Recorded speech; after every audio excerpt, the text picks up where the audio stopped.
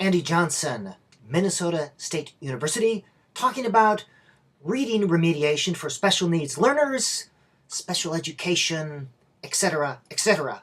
First of all, traditional practices for learners with special needs, they were pulled out of the regular classroom for remediation. That's called segregated instruction. And traditionally, they were given intense instruction, direct instruction on phonics or letter sound association sorts of things. The question is, do they ever get caught up?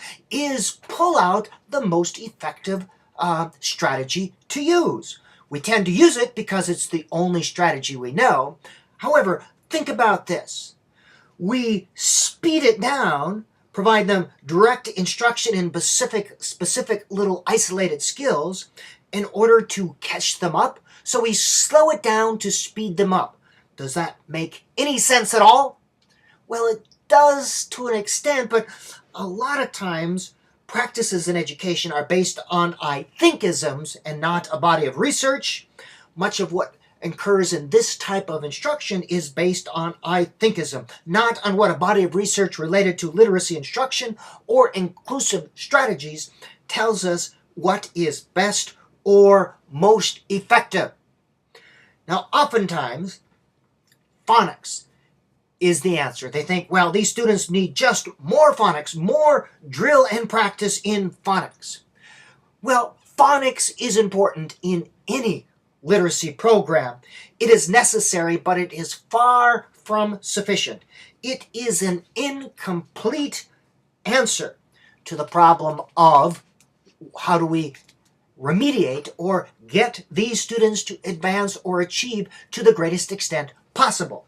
That is an incomplete answer to that question. Some problems with segregated instruction, pulling students out of the general classroom to drill and practice in small groups.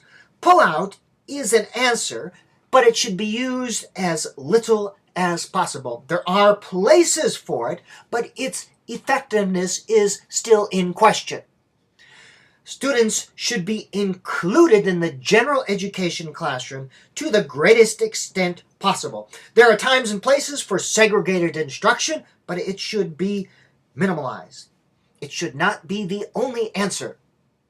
With the import of RTI, inclusive practices become more important. And my recommendation is these inclusive strategies be used to the greatest extent possible.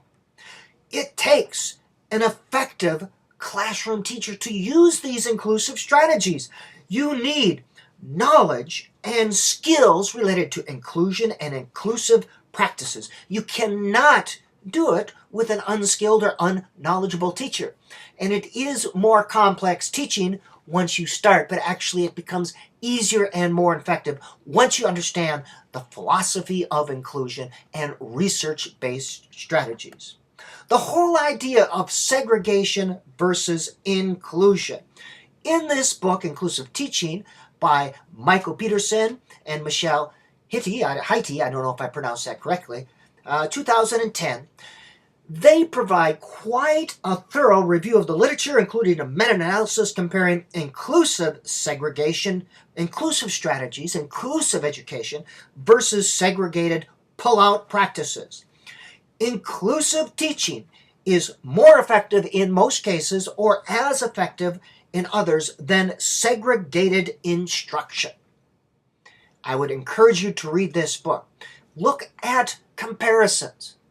Look at the comparison between segregated pull-out instruction versus inclusive practices. Now, there's a lot of variables there. But this is the end of Part 1, Reading Remediation for Special Needs Learners.